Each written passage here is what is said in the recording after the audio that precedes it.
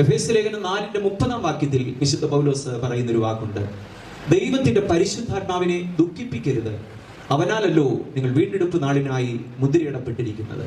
അപ്പോൾ പരിശുദ്ധാത്മാവിനെ വാങ്ങിയതിനു ശേഷമായി പരിശുദ്ധമായ ഒരു ജീവിതം നയിക്കുവാൻ നിയമിക്കപ്പെട്ടിരിക്കുന്ന ഒരു വ്യക്തി പരിശുദ്ധാത്മാവിനെ ദുഃഖിപ്പിച്ചാൽ വീണ്ടെടുപ്പ് നാള് അല്ലെങ്കിൽ വിവാഹ ദിനം നമുക്ക് നഷ്ടമായി പോകും. ഏതാണ് വിവാഹ ദിനം? നമ്മുടെ കർത്താവായ യേശു തൻ്റെ സഭയ്ക്ക് വേണ്ടി ഒരു ഭവനം ഒരുക്കിയിട്ട് വേഗത്തിൽ വരും. യോഹന്നാന്റെ സുവിശേഷം 14-ാം അധ്യായത്തിന്റെ പ്രാരംഭ വാക്യത്തിൽ നാം ഇപ്രകാരം വായിക്കുന്നു.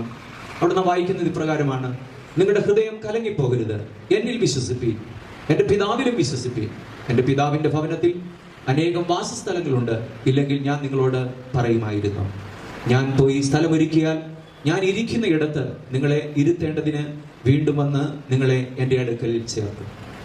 ഈ വാക്യവും യേശു പറയുമ്പോൾ അത് യഹൂദ നാട്ടിലെ ആ പാരമ്പര്യ ക്രമത്തിന്റെ അടിസ്ഥാനത്തിൽ പറഞ്ഞ ഒരു വാക്കാണ്. എന്താണ് യഹൂദ നാട്ടിലെ വിവാഹത്തോട് ബന്ധപ്പെട്ടുള്ള ആ പാരമ്പര്യം? ഒരു വരൻ തൻ്റെ ഭാര്യയെ വിവാഹ നിശ്ചയം കഴിഞ്ഞാൽ, അല്ലെങ്കിൽ അവളെ വിവാഹ നിശ്ചയം കഴിഞ്ഞതിന് ശേഷമായി വിവാഹത്തിന് മുമ്പ്, വിവാഹ ദിനത്തിന് മുമ്പായിട്ട് അവൻ മിടുക്കനാണ്, കഴിവുള്ളവനാണെന്ന് തെളിയിക്കുവാൻ, അവൻ്റെ അപ്പൻ്റെ വീട്ടിൽ സൗകര്യങ്ങളൊക്കെ ഉണ്ടായിരിക്കാം, പക്ഷേ അവൻ കഴിവുള്ളവനാണെന്ന് തെളിയിക്കണമെങ്കിൽ അവൻ സ്വതവേ ഒരു വീട് പണിയണം. വീട് പണിത് കഴിഞ്ഞിട്ട് ആ വീടിന്റെ പണി തീർന്നു കഴിഞ്ഞ് അവൻ അവളെ വിവാഹം കഴിക്കുവാനായി തയ്യാറാകുന്നു.